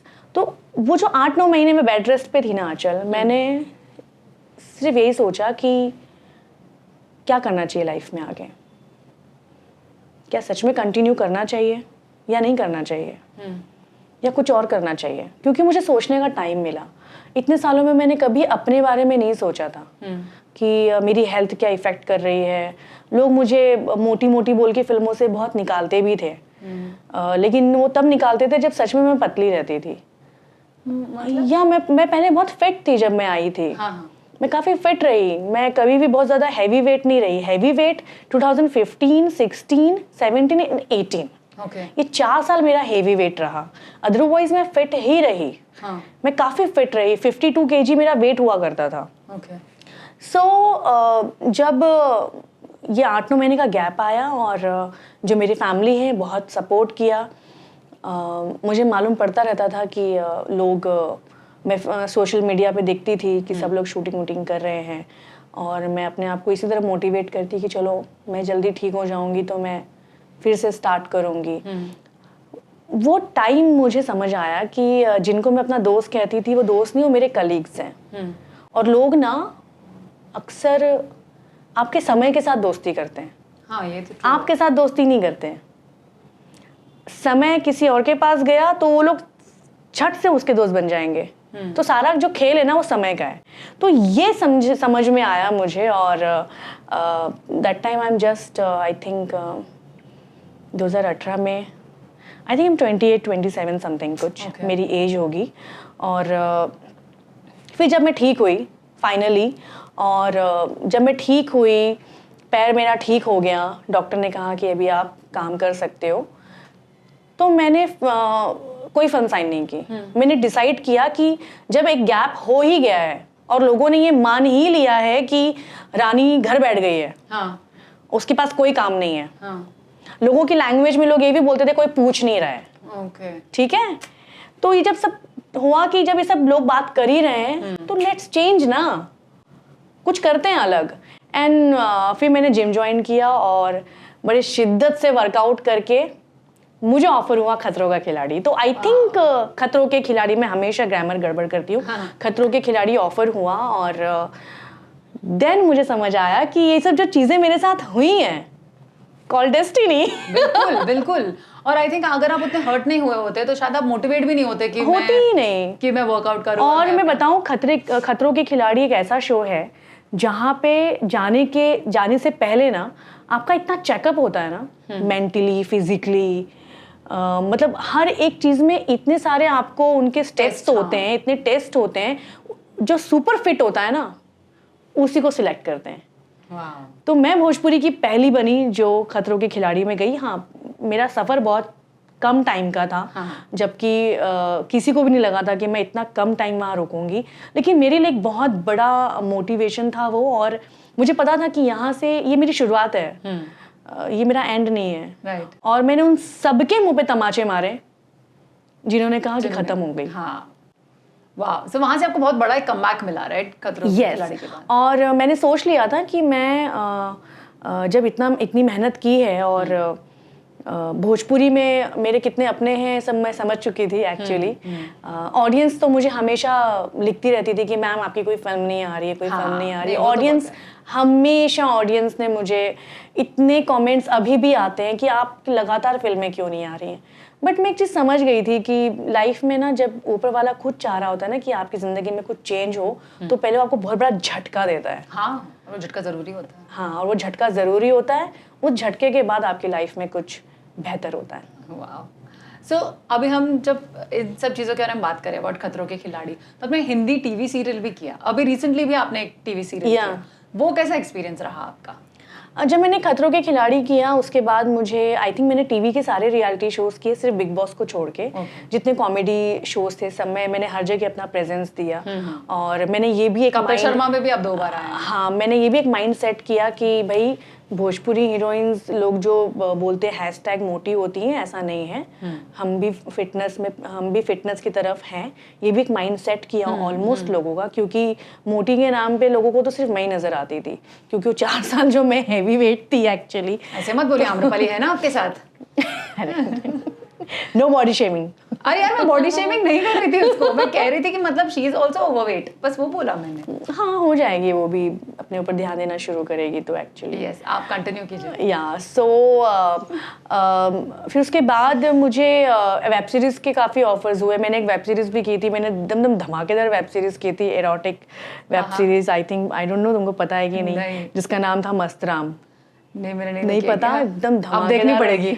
अरे वो बहुत, आप तो देखनी पड़ेगी। यू नो, मैंने कभी भी भोजपुरी फिल्मों में ना मैंने किसिंग सीन किया है, ना मैंने ऐसे कोई शॉट किए हैं जो आपत्तिजनक लगे लोगों को। लेकिन जब मैंने मस्तराम की तो लोगों को ना तहलका मच गया था, और लोगों ने इसके लिए भी मुझे बहुत ट्रोल किया। मस्तराम के लिए? हाँ, बहुत ट्रोल किया लोगों ने। इंडस्ट्री वालों ने कि ओ अभी कोई फिल्म नहीं है तो मस्तराम जैसी सीरीज कर ली जाके। बट मेरा मस्तराम करने के पीछे एक रीज़न था। रीज़न ये था कि बहुत बड़ा प्रोडक्शन हाउस था, और उसमें ऐसे सीन्स थे जो एरोटिक सीन्स थे जो मैंने किए। और उस मस्तराम की पूरी सीरीज़ जो शूट हुई है वो सब हॉलीवुड के टेक्नीशियंस ने शूट की है। वो भले शूटिंग इंडिया में हुई है, लेकिन डायरेक्टर को छोड़ के सारे फॉरेनर थे। तो वो जो सीरीज़ बनी ना, वो बहुत ही अच्छे से और बहुत ही टेक्निकली बनी, लेकिन वो नज़र ऐसी आई कि लगा कि बाप रे, रानी ने क्या कर दिया। बट वेब सीरीज़ मैंने की, और उसके बाद मुझे बहुत सारे ऐसी वेब सीरीज़ ऑफर हुई, लेकिन मुझे एक था कि मुझे एक धमाकेदार ऐसा कुछ करना था जो मैंने एक सीरीज़ में किया है। अदरवाइज मैं उस वैसी सीरीज़ नहीं करने वाली हूँ। उसके बाद फिर मैंने मुझे टीवी शोज़ तो बहुत पहले से ऑफर होते थे। मुझे सर्विस वाली बहू 2018 में जो मेरे मना करने के बाद फिर किसी और भोजपुरी एक्ट्रेस को कास्ट किया गया जिसमें। तो ऐसे बहुत सारे ऑफर्स होते थे ऑलरेडी। तो फिर मुझे मस्त मौली मिली और मैंने सोचा कि चलो हिंदी करते हैं, अभी देखते हैं, लेट्स सी। वाह। और आपने अभी कोई कुछ तो हमारी बेटी है, ऐसे कुछ तो बेटी हमारी अनमोल अभी रिसेंटली वो उसका पैकअप किया है, एक 1.5 महीना हुआ है। वो भी किया है। मुझे बहुत सारे शोज़ के ऑफर ऑलरेडी हैं, बट अभी जैसे जब मैं एक्टिव हो गई हूँ ऑलरेडी, मेरी फिल्में भी बीच बीच में आती रहती हैं, और मैं भोजपुरी से एकदम किनारा नहीं कर सकती। एक्चुअली भोजपुरी मेरे अंदर है। आई लव भोजपुरी, और मैं हिंदी में भी जाती हूँ या मैं कहीं भी जाती हूँ तो लोग मुझे भोजपुरी के नाम से ही जानते हैं। तो मैं बीच बीच में भोजपुरी फिल्में भी करती रहूँगी और हिंदी भी करती रहूँगी। सो ऐसे मिक्स थोड़ा होना चाहिए, आपको भी मजा आना चाहिए और ऑडियंस को भी मजा आना चाहिए। सो अब हर अलग अलग प्लेटफॉर्म्स पे हमें देखेंगे, सो हमें और वैरायटी मिलेगा आपको। और देखो, कभी भी एक्सप्लोर करना चाहिए खुद को। मैंने वेब सीरीज की, मैंने ऐसी वेब सीरीज की जो कोई सोच ही नहीं सकता था कि वो मैं कर सकती हूँ। हाँ, बिल्कुल। और मुझे ये दिखाना था कि जो तुम लोग सोच नहीं सकते मैं वो भी कर सकती हूँ। यू नो, लेकिन मैंने वो एक ही की। हाँ, मैं उसमें बंधी ही नहीं जाके। फिर मैंने टीवी की। अब मैं टीवी लगातार नहीं कर सकती, कुछ ऐसा बहुत बेहतरीन रोल आएगा तो कर सकती हूँ। फिर बीच में मेरी ऑडियंस भी चाहती है कि मैं भोजपुरी फिल्में करूँ, तो मैं वो भी करती रहूँगी ना। मिक्स है, सारी चीज़ें मिक्स है। मैंने खुद को किसी में भी सीमित नहीं रखा है। नाइस। सो आप अभी इतनी सारी चीजें कर रहे हैं तो ऑब्वियसली आप बहुत सारे अवार्ड शोज में भी जाते हैं। सो क्या एक्सपीरियंस है अवार्ड्स? हाँ, तो आपके award shows my favourite topic है ये। आप जब ऐसे बोल रहे हो तो मुझे डर लग रहा है। सो अवार्ड फंक्शंस के क्या एक्सपीरियंस है आपके? एक्चुअली मैं थोड़ा बहुत पहले से शुरू करती हूँ, राइट? जब मेरी पहली फिल्म आई थी तभी कोई भोजपुरी चैनल नहीं था। हाँ। कोई अवार्ड फंक्शन नहीं होते थे, तो एक बड़ी तमन्ना थी मन में। मैं अक्सर मनोज जी से या रवि किशन जी से हम लोग ये बात करते कि हम लोग के चैनल्स कब आएंगे, ऐसा कब होगा जब हम टीवी ऑन करेंगे तो हमारी फिल्में नज़र आएंगी। तो अवार्ड फंक्शन आया, नो डाउट सभी एक्टरों ने, सभी टेक्नीशियंस ने बहुत सपोर्ट किया। इनफैक्ट मुझे लगता है कि मैक्सिमम हम जो एक्टर्स हैं वो उसके बाद जब अवार्ड फंक्शन 7-8 साल 10 साल चले, हम सब ने फ्री में डांस किया है जाके। हमने कोई पैसे चार्ज नहीं किए हैं। लेकिन अभी के जो अवार्ड फंक्शंस हैं, पहले के अवार्ड फंक्शंस और अभी के अवार्ड फंक्शन में बहुत फर्क है। अभी भी वो लोग चाहते हैं कि हम अभी भी ना फ्री में जाके डांस करें उनके स्टेज पे। अभी तो चलो टीवी पे टेलीकास्ट भी होने लग गया है, पैसे भी कमा रहे हैं, स्पॉन्सर्स भी उनको मिलते हैं, लेकिन फिर भी उनको एक्टर फ्री में चाहिए अवार्ड फंक्शंस में। और एक चीज़ जो मैं अक्सर अवार्ड फंक्शंस में देखती हूँ, सपोज टू अगर मैं परफॉर्मेंस करने वाली हूँ, मैंने अपने हिटेड सॉन्ग्स भेजे कि मेरे ये गाने इसको एडिट कर दीजिएगा, तो उनका आएगा कि अरे रानी जी इस गाने की राइट्स नहीं है हमारे पास, आप फलाने के गाने पे कर सकते हैं क्या? तो मैं उनसे कहती हूँ कि क्या मनोज तिवारी को बोल सकते हो निरहुआ के गाने पे डांस कर दो, या निरहुआ को बोल सकते हो क्या मनोज तिवारी के गाने पे डांस करो, क्योंकि हमारे पास आपके गानों के राइट्स नहीं है। तो आप ये हीरोइन को कैसे बोल सकते हो, आप ये रानी चैटर्जी को कैसे बोल सकते हो? तो ये एक बहुत ही मेजर प्रॉब्लम है अवार्ड फंक्शंस का। सेकेंड चीज़ ये है कि अभी मैं एक अवार्ड में गई थी, काफ़ी बड़ा नाम है उस अवार्ड का हिंदी फिल्मों में, तो मैं काफ़ी खुश हुई जब ये मैंने कहा ओ वाओ ये अवार्ड हमारी भोजपुरी में भी आ रहा है, तो बहुत खुशी की बात है। मैं गई, मैंने परफॉर्मेंस प्लान किया, बहुत सारे एक्टर गए, लेकिन उस अवार्ड में क्या हुआ कि मैं रिंकू घोष जब हम लोग शो देखने के लिए गए तो हमें सीट्स नहीं मिली। सीट्स नहीं मिली मतलब? सीट नहीं मिली बैठने के लिए। तो सीट तो असाइन होती है ना? नहीं तो नहीं थी। हम लोग गए और थोड़ी देर के लिए खड़े रहे और हमें कहा कि 3rd रो में बैठिए। ओके। 3rd रो में बैठिए। मुझे कोई दिक्कत नहीं 3rd रो में बैठने से, लेकिन 1st रो में कौन बैठा है? जो किसी की खास हैं। ओके। ठीक है, वो एक्ट्रेसेस बैठी हैं जो अभी भी आई हैं हमारे सामने। हाँ। अगर मनोज तिवारी, रवि किशन, निरहुआ सीनियर हैं तो रानी चैटर्जी, रिंकू घोष, पाकी हेगड़े भी सीनियर हैं। बिल्कुल है। हाँ। और इस चीज़ की रिस्पेक्ट आप लोगों को देनी चाहिए, देनी पड़ेगी। जस्ट बिकॉज ऑफ कोई किसी की खास है इसलिए वो 1st रो में बैठेगी। तो जब मैंने ये देखा कि मैंने बोला यार हमें 1st रो में बिठाइए, हम अच्छे नहीं लगेंगे यार इतने पीछे बैठे हुए। तो रुकी ना, फिर इतना मेरा मूड खराब हुआ। रिंकू घोष और मैं तो चले गए उस शो से अवार्ड में, और मैंने डिसाइड किया कि मैं ना अब अवार्ड फंक्शंस में नहीं जाऊंगी। इनफैक्ट अवार्ड्स भी उन्हीं को दिए जाते हैं जो आने वाला है। हाँ। ऐसा नहीं है कि रानी के नाम का अवार्ड और रानी नहीं आ पा रही है तो उसको वो अवार्ड किसी और के हाथ से रानी तक पहुंचाया जाएगा, ऐसा नहीं है। रानी जी आ रही हैं, हाँ इनके लिए अवार्ड रेडी करो। अच्छा फलाना आ रहा है, अच्छा उनके लिए अवार्ड रेडी करो। अच्छा वो नहीं आ रहा है, ठीक है उनका अवार्ड हटा दो, ये अवार्ड वहाँ शिफ्ट कर दो। तो ये तो अवार्ड फंक्शंस की सच्चाई है अभी एक्चुअली। और मुझे कहीं ना कहीं लगता है ना कि इसमें बहुत बड़ी गलती हमारे हीरोज़ की भी है। मैं निरहुआ जी की एक बात कहना चाहूँगी कि निरहुआ जी हमेशा क्या करते हैं, जब भी वो मंच पे होते हैं या अवार्ड में हो, कोई भी मंच हो, उन्हें अगर पता होता है ना कि इंडस्ट्री की सीनियर एक्ट्रेसेस आई हुई हो, पाकी हेगड़े हो या रानी हो या रिंकू हो या कोई भी हो, तो वो मंच पे बुलाएंगे, वो पूरा स्पेस देंगे। अगर नई लड़कियां आई हैं तो उनको पता होता है कि जो हमारी सीनियर्स हैं वो भी मंच पे आनी चाहिए। ये बाकी हीरोज में नहीं है, उनको पूरा मंच अपना अकेले के लिए चाहिए। वो सिर्फ उन्हीं को कॉल करेंगे स्टेज पे जो उनके साथ में है। ये जो एक चलन है ना अवार्ड फंक्शंस का, इसलिए मैंने अवार्ड फंक्शंस में जाना बंद कर दिया। और मुझे इतना बुरा लगा उस दिन कि 20 साल इंडस्ट्री में देने के बाद अगर मुझे ये कॉन्वर्सेशन करनी पड़े शो में कि अरे अगर सारी न्यूकमर्स आगे बैठी हैं तो हमें भी बैठने दो, इट्स सो चीप। इसका मतलब इंडस्ट्री में प्रॉब्लम है भाई, हमारे में प्रॉब्लम नहीं है। ऑडियंस भले ही मेरी बात को उनको लगे कि बहुत हार्शली बात कर रही है, लेकिन ये रियलिटी है। अवार्ड फंक्शन सिर्फ फेक होते हैं, उसमें पहले से डिसाइड होता है कि किसको अवार्ड देना है, अगर मैं जा रही हूँ तो मुझे अवार्ड दिया जाएगा। इसीलिए मैंने अवार्ड फंक्शंस को बॉयकॉट कर दिया है मेरे लाइफ से। इनफैक्ट जब मैं किसी हिंदी के अवार्ड्स में जाती हूँ ना, तो बीइंग अ भोजपुरी एक्टर ऐसे सर पे बिठाते हैं, वहाँ नाम लिखा होता है कि यहाँ पे रानी चैटर्जी की फैमिली और रानी चैटर्जी बैठेंगे। तो ये चीज़ भोजपुरी में क्यों नहीं है? क्योंकि भोजपुरी में लोगों को सिर्फ हीरो की लाल करनी है और उनके साथ जो हीरोइनें आती हैं उनकी लाल करनी है। वेरी ओपन लैंग्वेज, और ये चीज़ बहुत गलत है, बहुत ही ज़्यादा गलत है। तो ये जो चीज़ें हैं ना, डबल स्टैंडर्ड, ये बहुत गंदी चीज़ें हैं और ये ना भोजपुरी इंडस्ट्री को डाउन कर रही हैं चीज़ें। इससे क्या हो रहा है ना कि अभी से मेरी जैसी और भी एक्ट्रेसेस होंगी या एक्टर होंगे जो नहीं जाएंगे, जाना बंद कर देंगे धीरे धीरे। जो ने अभी अगर आम्रपाली की बहन हो, तुमने बहुत सारे अवार्ड फंक्शन अटेंड किए होंगे, तुम्हें वहाँ ऐसे कई चेहरे दिखते होंगे मंच पे जो शायद तुम सोचोगे ये कौन है, उसको कहीं देखा है कि नहीं। होता है कि नहीं? होता है ना। तो यही रियलिटी है। आज बॉलीवुड में भी अगर अवार्ड फंक्शंस होते हैं तो उसमें कितने जोक्स होते हैं। वहाँ पे रेखा जी से लेकर कृति सेनन तक नजर आती हैं, बिल्कुल पुराने से लेकर सारे न्यू कमर्स नजर आते हैं। भोजपुरी में ऐसा क्यों नहीं होता? जो हीरो आ रहा है उसी का पूरा शो होगा, बाकी हीरो नहीं आएंगे। काहे? हम अवार्ड लेब, हम बेस्ट एक्टर अवार्ड लेब तबे हम आइब। अरे क्यों? जो बाकी के एक्टर फिल्में कर रहे हैं वो एक्टर नहीं है, जिनकी फिल्में चल रही हैं वो एक्टर नहीं है। बिल्कुल है। अगर मेरी कोई फिल्म नहीं आई है तो मैं कभी नहीं बोल सकती कि मुझे अवार्ड चाहिए। हाँ।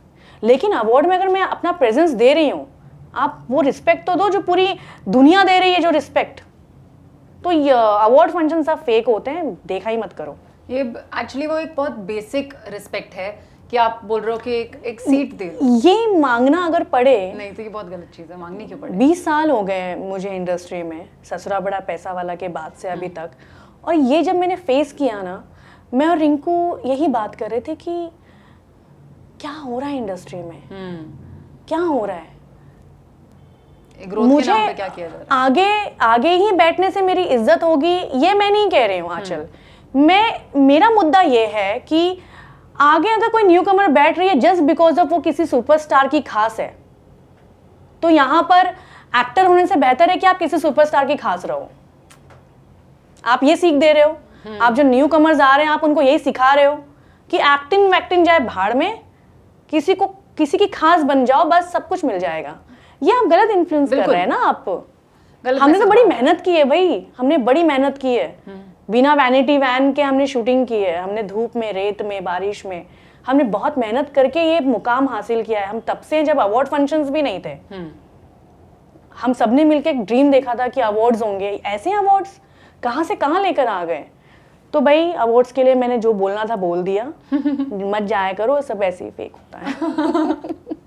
So, अभी आपने कहा कि आपको 20 इयर्स कंप्लीट हो गए और आपने बीच में कहा कि 2017 में यू वर 27-28।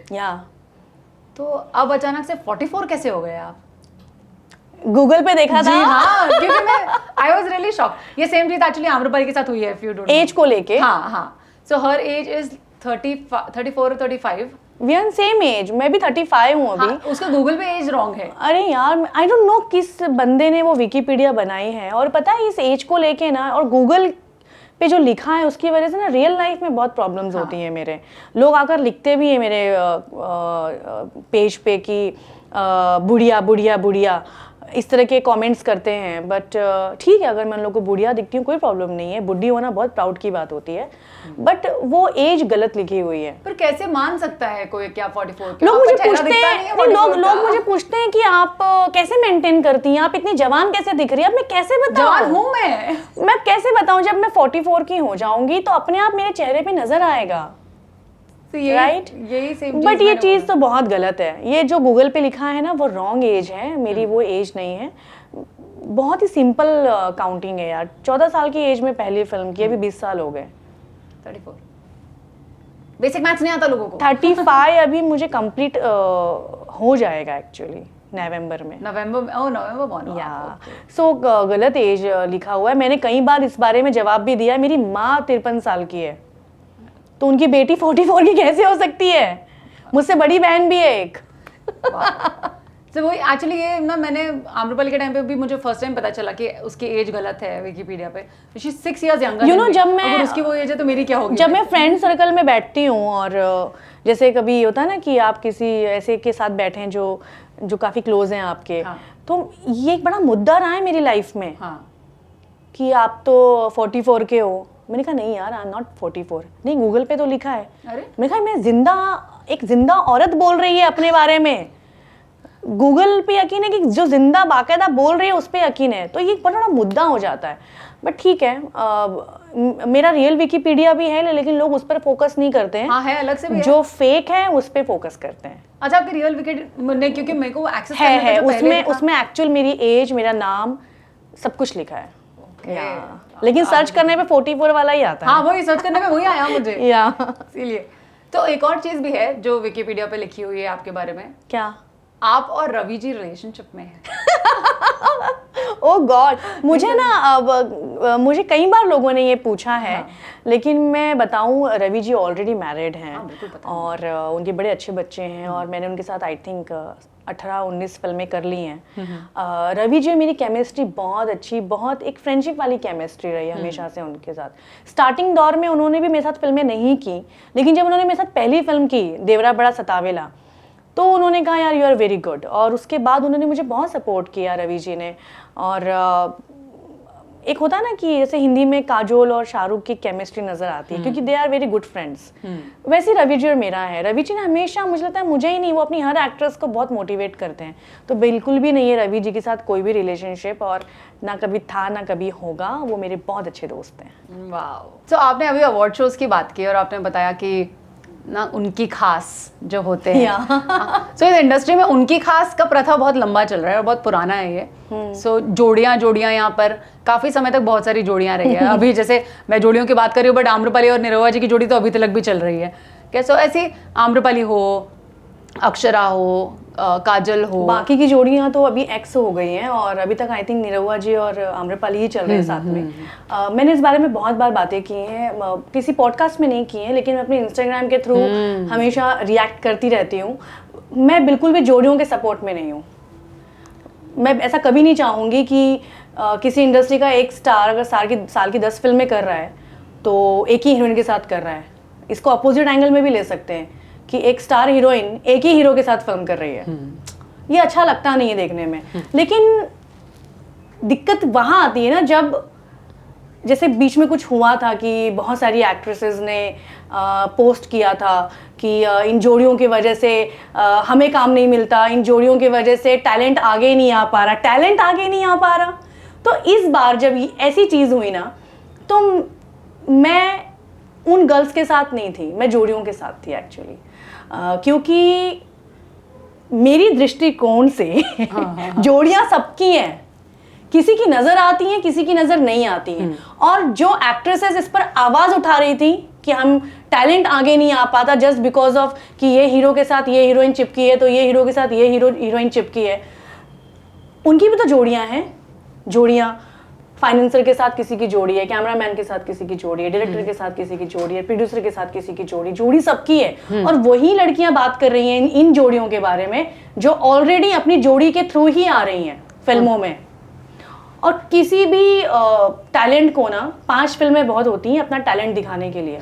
अगर 10-25 फिल्मों के बाद भी आपके पास काम नहीं है तो आपको अपने ऊपर काम करने की जरूरत है, ना कि आप ब्लेम करो कि बिकॉज ऑफ दिस जोड़ीज हमारे पास काम नहीं है। ये बोलने का अगर किसी को हक होगा तो शायद रानी चैटर्जी को होगा। बट टचवुड, मुझे कभी भी काम की कमी नहीं रही। मेरी गिनती की 10-12 फिल्में ही हैं सारे हीरोज के साथ जो स्टार्स हीरो हैं। मुझे काम आता था, इसलिए मुझे और भी काम मिलता गया। 20 साल मैंने ऐसे ही नहीं गुजारे हैं। तो वो जो एक टॉपिक हुआ था ना, वो बहुत गलत हुआ था कि हमारे तो तीनों स्टार्स हैं, वो तीनों स्टार्स हैं इसलिए लोग उन पर ब्लेम करते हैं। बट ये जो कैमरे के पीछे की जोड़ियां हैं, इस बारे में तो कोई बात ही नहीं कर रहा। इन जोड़ियों के बारे में भी बात करो ना, बोलो ना कि हाँ फलाने कैमरामैन की वजह से 4 फिल्में मिल गई, फलाने फाइनेंसर की वजह से 10 फिल्में मिल गई। आप अपनी जोड़ी की तो बात नहीं कर रहे। लेकिन जहां निरहुआ, आम्रपाली या दूसरे हीरो हीरोइन की बात आएगी, आप लोग को तुरंत जोड़ी नजर आएगी कि जस्ट बिकॉज ऑफ जोड़ी हमें काम नहीं मिलता। तो मैं, लेकिन ऐसा भी नहीं है कि मैं जोड़ियों के सपोर्ट में हूँ। बट जहाँ चीज़ गलत है वो गलत है। तो और वैसे भी आई थिंक अभी तो जोड़ियाँ टूट भी गई हैं, एक्स हो चुके हैं, बहुत सारी जोड़ियाँ टूट गई हैं। बट मैं चाहूँगी कि दिनेश जी और आम्रपाली कंटिन्यू काम करते रहें, क्योंकि उन दोनों की जोड़ी मेरी पर्सनल फेवरेट जोड़ी है। अरे वाह, या तो ये डेफिनेटली वो बहुत खुश हो जाएगी, ये वाला तो बार बार रिपीट करके देखेगी लगता है। क्योंकि दिनेश जी पहले भी जोड़ियों में ही काम करते रहे ऑलमोस्ट। जैसे पहले जोड़ी थी उनकी पाखी हेगड़े के साथ, बट एक बहुत अच्छी चीज़ पता है क्या थी ना, कि दिनेश जी और पाखी कंटिन्यू फिल्में करते थे, और सेम चीज़ अभी आम्रपाली निरोवा के साथ भी है। लेकिन ऐसा नहीं था कि वो बाकी हीरोइंस के साथ फिल्में नहीं करते थे, करते थे। जितनी भी हम टैलेंटेड एक्ट्रेसेस रही हैं सबने फिल्में की हैं दिनेश जी के साथ, और अभी की भी जो हीरोइंस है वो कर रही हैं। लेकिन ये जो लोगों ने जो एक ये भाषणबाजी की थी इंस्टाग्राम पे जाके कि जोड़ियों की वजह से टैलेंट को आगे नहीं आने मिल रहा है, तो भाई 10 फिल्में बहुत होती हैं टैलेंट दिखाने के लिए। आप अपने ऊपर काम कीजिए, जोड़ियों को ब्लेम मत कीजिए। वाह, तो आपने भी कहा कि आपने इंस्टाग्राम के ऊपर आपने इसके ऊपर कमेंट किया था। आप इंस्टाग्राम के ऊपर बहुत कमेंट करते हो, लाइक आप you are very vocal and which is a good thing, क्योंकि कभी कभार जवाब देना भी बहुत ज़रूरी है। तो ये इंस्पिरेशन कहाँ से आती है? डर नहीं लगता? देखो, मेरे लिए कभी कोई खड़ा नहीं रहा। हाँ, मेरे लिए कभी किसी ने भी कोई बात नहीं लिखी, या मेरे किसी भी अच्छी चीज़ को लेके, या कोई अवार्ड मिला हो तो उसके लिए। बट इंडस्ट्री में मुझे हर किसी के बारे में सब कुछ पता है कि कौन कैसे काम कर रहा है, क्या कर रहा है। मेरे बारे में भी पता होगा सबको। तो मुझे ऐसा लगता है कि कोई एक तो बोले, एटलीस्ट किसी एक को तो आगे आकर बोलना पड़ेगा। और मैं तो डेफिनेटली, क्योंकि मैं किसी के कंधे पे सवार नहीं हूँ ना, मुझे कोई डर नहीं है ना कि मैं अगर ये बोल दूंगी तो प्रॉब्लम हो जाएगी, मैं नहीं बोल सकती। मुझे इस बात का कोई डर नहीं है, क्योंकि ये डर मेरा बहुत साल पहले ही ख़त्म हो गया। सो मैं नहीं बोलूँगी तो और कौन बोलेगा? और कौन है? किसी और हीरोइन को देखा है कभी बोलते हुए? क्यों बोलेंगी? बोल ही नहीं सकती हैं, क्योंकि वो बोलेंगे तो फलनवा नाराज़ हो जाएंगे। तो मुझे ऐसा कोई डर नहीं है, इसलिए मैं इंस्टाग्राम पे जब भी मुझे लगता है कोई ओपिनियन देना चाहिए, मैं ज़रूर देती हूँ, और मैं आगे भी देती रहूँगी। Wow, that's a good answer. या तो आई थिंक आपने बहुत अच्छी फ्रेंडशिप्स भी कमाई है इस इंडस्ट्री में। जैसे I know that you are very good friend with Amrapali, I know you are very good friend with Ravi ji के, और भी 2-3 जन हैं आपके, दिनेश जी से भी बहुत अच्छी जमती है। So that is a good thing. But ऐसे कुछ लोग हैं जो आपको नहीं भी पसंद करते, जैसे फॉर एग्जाम्पल मैंने अभी थोड़ी देर पहले कहा कि मेरी ट्रोलिंग हुई अबाउट भोजपुरी। तो आपको तो 20 साल हो गए, मैं तो अभी 1 महीना हुआ है शुरू करके, आपको 20 साल हो गए, तो आपको तो अलग लेवल ही होगा। तो क्या बेसिक, मतलब एकदम टॉप लेवल की ट्रोलिंग? देखो, पहले क्या था ना कि पहले जब से सोशल मीडिया आया है, ऑडियंस आपको कुछ भी आके लिख सकती है। लेकिन उसके पहले भी एक ट्रोलिंग होती थी जो इंडस्ट्री में होती है, इंटरनल ट्रोलिंग। यू नो, 4 आंटियां बैठ के बात करती हैं, आपके बारे में गॉसिप्स करती हैं। मेरे बारे में ये बहुत होता था कि इसको इतनी फिल्में कैसे मिल जाती हैं, अगर हमें मौका मिलेगा तो हम भी अपना टैलेंट दिखाएंगे, यू नो, इस तरह से लोग बात करते थे। बट ठीक है, जो सक्सेस होता है ना, उसके पीछे बोलने के लिए बहुत लोग होते हैं। बट जब ये सोशल मीडिया आया, और ये जब यहाँ पर जब ट्रोलिंग होने लगी, स्टार्टिंग में मैं बड़ी डिस्टर्ब होती थी। क्या मुझे ऐसे कैसे किसी ने लिख दिया, मुझे ऐसे कैसे किसी ने लिख दिया। बाद में तो मुझे हंसी आने लगी इन लोगों पे। मुझे ऐसा रियलाइज़ हुआ कि ये मेरी वजह से कुछ लिख पा रहे हैं। मैं इनको कोई काम दे रही हूँ। और वो कहते हैं ना कि they are not my haters anymore, they are my lovers. हाँ, वो खट्टा मीठा वाला प्यार है या सब हर चीज़ पे नज़र होती है इन लोगों की। और ये जो हम अक्सर कहते हैं कि 4 आंटियाँ, सोशल मीडिया से मुझे मालूम पड़ा कि 4 आंटियाँ नहीं, 4 अंकल गॉसिप्स करते हैं। हाँ, हैशटैग अंकल्स। वहाँ पे बेचारी जो औरतें हैं वो डिफेंड कर रही होती हैं आके कि रानी जी को ऐसे मत बोलो, वैसे मत बोलो, और वो लोग लिखते रहेंगे कुछ ना कुछ। तो मैं इंजॉय करती हूँ। अभी ट्रोलिंग हो रही है, इस मीन्स आप कुछ कर रहे हो। हाँ, नहीं हो रही ना, तब दिक्कत की बात है। तो जिस पेड़ पे फल होते हैं उसी को पत्थर मारा जाता है। और देखो, आप हर किसी को खुश नहीं कर सकते, राइट? नहीं करना भी अब नहीं चाहिए। कोई फ्री में बैठा हुआ है, कोई काम नहीं है उसके पास, तो हाँ, अभी जैसे मेरी कोई स्माइल करते हुए फोटो देखेगा, एक तो फ्रस्ट्रेशन में बैठा है, तो उसकी तो जली होगी कि यार मैं इतने फ्रस्ट्रेशन में हूँ, ये लोग इतने खुश क्यों हैं। चलो लिखो टाटो two two two two. You know. So, तो अपना उनका तो ये pressure- काम है, तो एंजॉय करो, ट्रोल करो, कोई प्रॉब्लम नहीं है, तुम लोग का यही काम है। हाँ, और आप आपसे बहुत प्यार करते हैं, मतलब वो लोग। बहुत ज्यादा प्यार करते हैं, करते रहो करते रहो, keep loving me। आपके हर बारीकियों पर उनकी नजर है। या कभी मैं अगर जिम की फोटोज नहीं डालूं तो आज आप जिम नहीं गई यार कितना प्यार। या मतलब इनफैक्ट नेल्स कलर को लेके भी लिखेंगे। सपोज टू कभी कुकिंग का कुछ डाल दो ना कि आज मैं दाल बना रही हूँ, तो लिखेंगे हाँ जैसे दाल तो कभी खाई ही नहीं थी। इस तरह के कमेंट्स आते हैं, तो उनको कुछ ना कुछ लिखना होता है यार। पर लेकिन किसी ने अगर 14 साल की उम्र से, जैसे आप बता रहे अपने 3 शिफ्ट में काम किया है, उसने जिंदगी में दाल खाई है, नो डाउट अबाउट इट, और दाल बनाने का टाइम कहाँ था? या लेकिन मैं बहुत अच्छी कुक हूँ। हाँ, तो वो अच्छी चीज़ है। मैं कभी कभी शेयर करती हूँ तो लोग इसमें भी लिखते हैं। अभी मैंने हाल ही में एक वीडियो पोस्ट किया था दीदी नंबर 1 के सेट से, चूल्हे पर मैं कुछ बना रही थी और मैंने वो वीडियो डाली थी।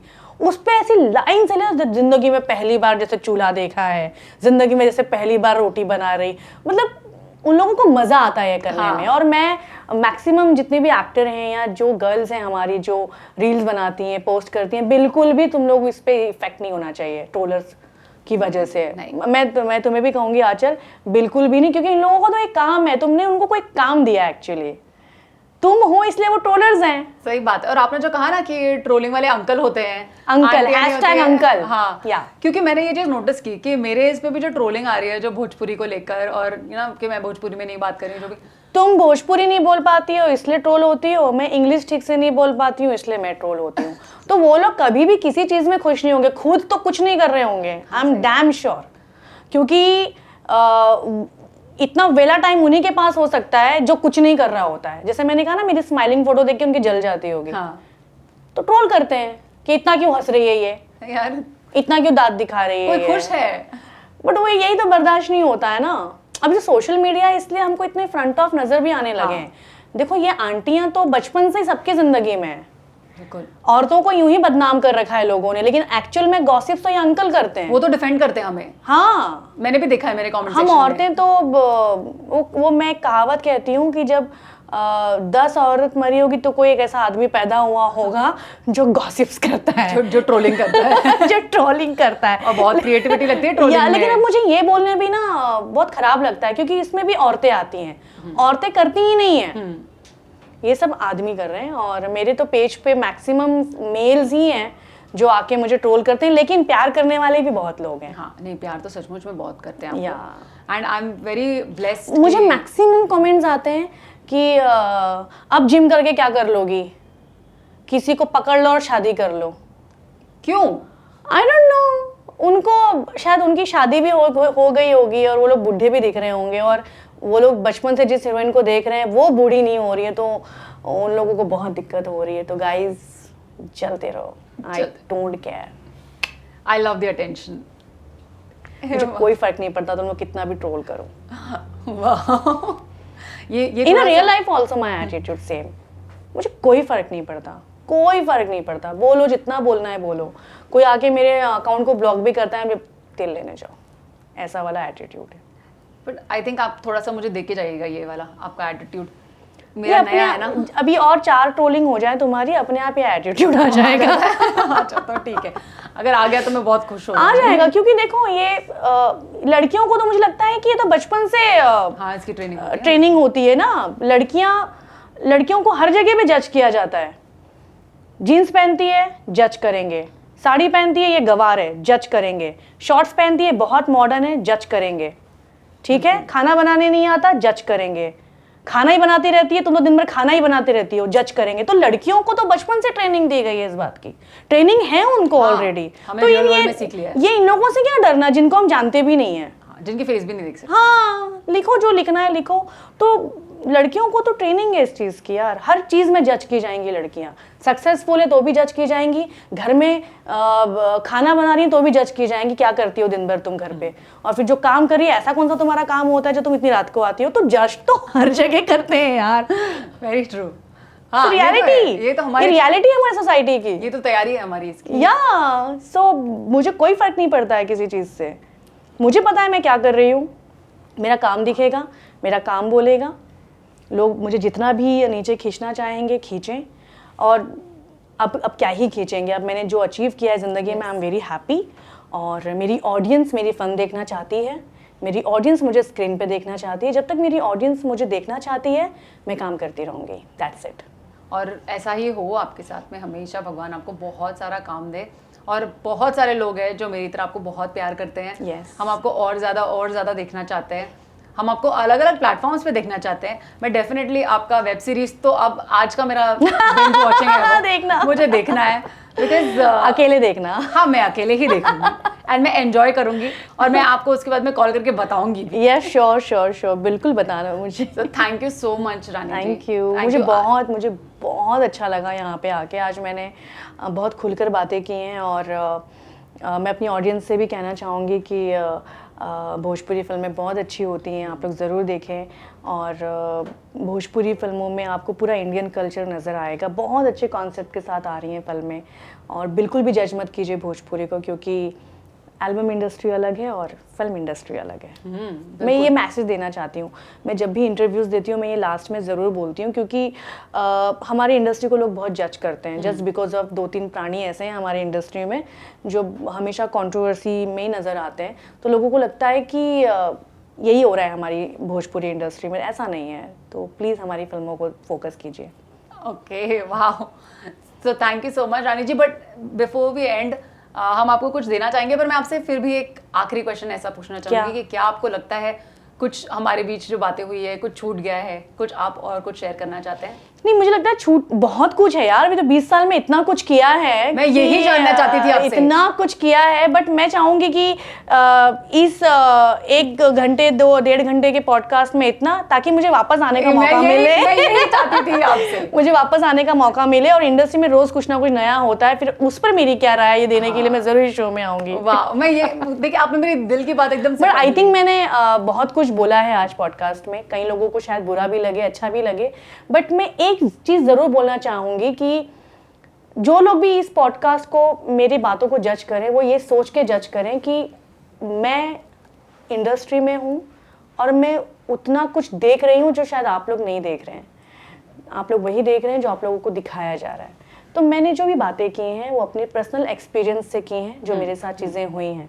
सो जज ना करें, और जो हकीकत है उसको एक्सेप्ट करें। वाह, so thank you very much Rani ji. मुझे बहुत मजा आया, मेरे को आज बहुत लर्निंग मिली है आपसे। रियली? यस, मैं सचमुच आज बहुत कुछ सीख के जा रही हूँ, मैं ग्रो हो रही हूँ आप लोगों के साथ में। वेलकम बोर्ड यार, तुम अभी ट्रोल होने वाली हो बहुत। अरे यार, आप डरा के क्यों जा रहे हो? द एडी शो ट्रोल होगा तभी तो लोग देखेंगे। अरे नहीं, प्लीज यार, खुशी से लोग देखे ना। ऑफ कोर्स देखेंगे। और ये आई थिंक पहला शो होगा जिसमें बहुत सारे भोजपुरी एक्टर नजर आएंगे। लोग सिर्फ स्क्रीन पे जिनको देखा है उनकी रियल लाइफ को नहीं जानते हैं, तो आई थिंक इस शो के जरिए लोग देखेंगे। Thank you so much. हम डेफिनेटली ट्राई करेंगे ज़्यादा से ज़्यादा लोगों को लाने के लिए। And this is a small token of appreciation हमारी पूरी टीम की तरफ से। आपको ऑलरेडी पता चल गया? हाँ, जब मैं यहाँ नहीं थी आपने खोला। Oh, thank you very much. Thank you.